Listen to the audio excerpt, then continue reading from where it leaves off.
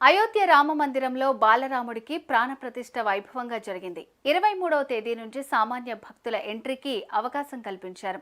అయితే సాధారణ భక్తులు ఓవైపు ఆలయానికి చేరుకుంటుండగానే మరోవైపు ఆలయ ద్వారాలను తాత్కాలికంగా మూసేశారు. అసలెందుకు అలా చేశారు? బాలరాముడి దర్శనం మళ్ళీ ఎప్పటి నుంచి జరుగుతుంది?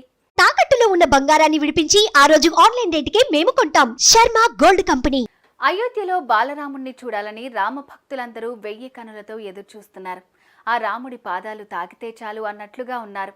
ఈ క్రమంలో దేశ నలుమూలల నుంచి ప్రజలు అక్కడికి చేరుకుంటున్నారు. హోటల్స్ ఖాళీ లేకపోవడంతో బస్టాండ్లు, రైల్వే స్టేషన్లు, రోడ్లపై రాత్రి స్టే చేస్తున్నారు. అలా 22న వచ్చిన వారంతా రోడ్లపై ఉన్నారు.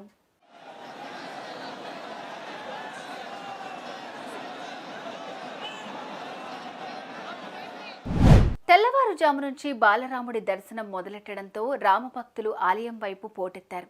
లక్షలాది మంది వచ్చి చేరుకున్నారు. ఈ సమయంలో తోపులాట కూడా చోటు చేసుకుంది. భక్తులను అదుపులోకి తీసుకుని వద్దామన్నా కుదరలేదు. తాళ్లు కట్టి వారిని నిలిపేందుకు ప్రయత్నించినా ఫలితం లేకుండా పోయింది.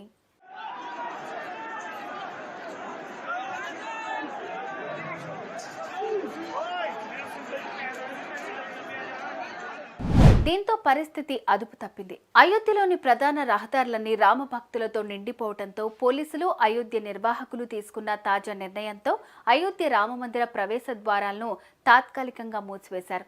దీంతో రాత్రి నుంచి చలిలో రాముడి దర్శనం కోసం వేచి ఉన్న భక్తులు ఆలయంలోకి ప్రవేశం కల్పించకపోవడంతో అసహనం వ్యక్తం చేస్తున్నారు.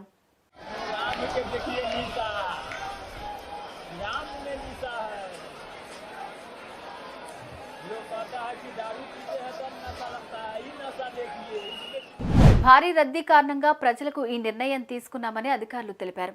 పరిస్థితులు కుదుట పడగానే తిరిగి దర్శనం ప్రారంభమవుతుందని చెప్పుకొస్తున్నారు. ఇక బాలరాముణ్ణి దర్శించుకునేంత వరకు అయోధ్య నుంచి వెళ్లేదే లేదని అక్కడే బస చేస్తున్నారు భక్తులు. చూడాలి మరి రాముడి దర్శన భాగ్యం ఎప్పుడు దక్కుతుందో.